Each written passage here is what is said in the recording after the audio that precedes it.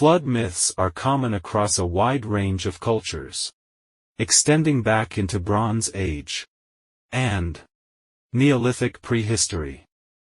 These accounts depict a flood, sometimes global in scale, usually sent by a deity, or deities to destroy civilization, as an act of divine retribution.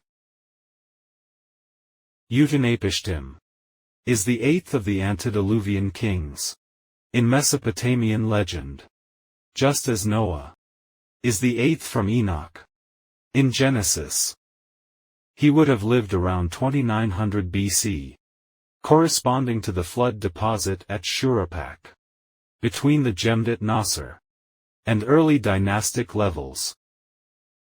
In the Mesopotamian stories, he is tasked by the god Enki to create a giant ship, to be called Preserver of Life, in preparation of a giant flood that would wipe out all life. The character appears in the Epic of Gilgamesh. The story of Utnapishtim has drawn scholarly comparisons, due to the similarities between it and the storylines about Noah in the Bible.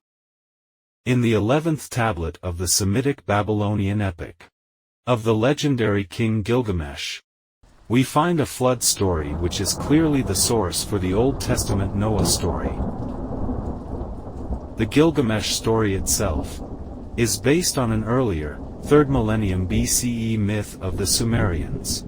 In the Sumerian myth, the gods decide to destroy humankind with a flood. The god Enki, disagreeing with this decision, instructs a worthy man named Ziusidra, who narrates the tale, to build a great ship in which to save himself, his family, and a few other people, as well as animals.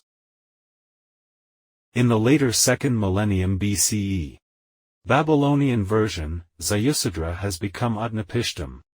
Enki has become Ea. When the gods created the humans, they forgot to limit men's and women's years on earth. Consequently, humans multiplied to such an extent that the noise they created became overwhelming, and the god Enlil, the head of the pantheon, could not sleep.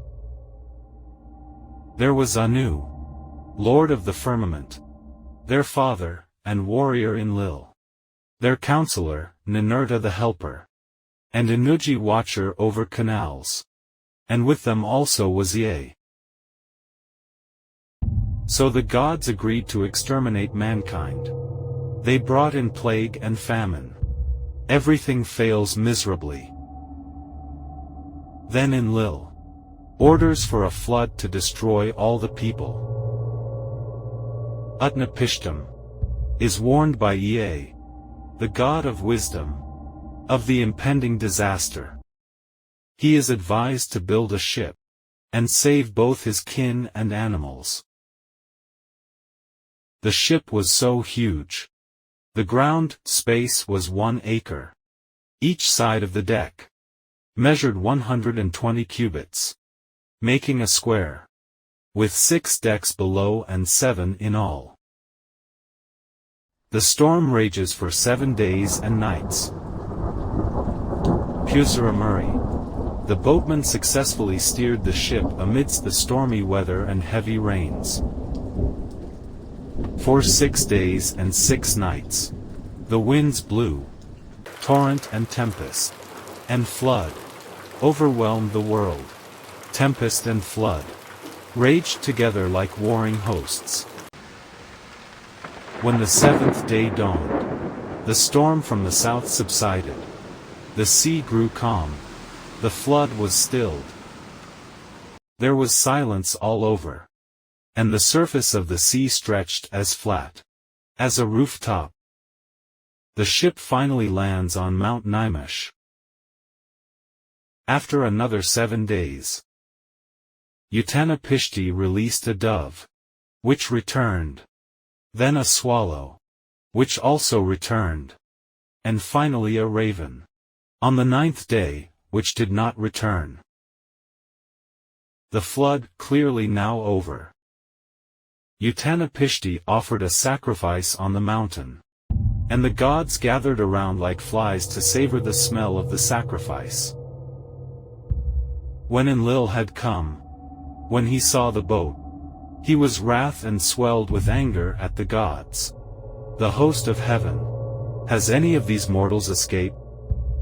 Not one was to have survived the destruction. But Ea defended Utnapishtim, and calmed the angry god. Wisest of gods, hero Enlil. How could you so senselessly bring down the flood? It was not I that revealed the secret of the gods, the wise man learned it in a dream. Now take your counsel what shall be done with him. Then Enlil went up into the ship. He took Utnapishtim, and his wife, and made us enter the boat, and kneel down on either side, he standing between us.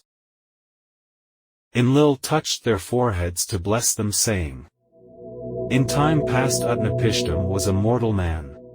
Henceforth he and his wife shall live in the distance, at the mouth of the rivers.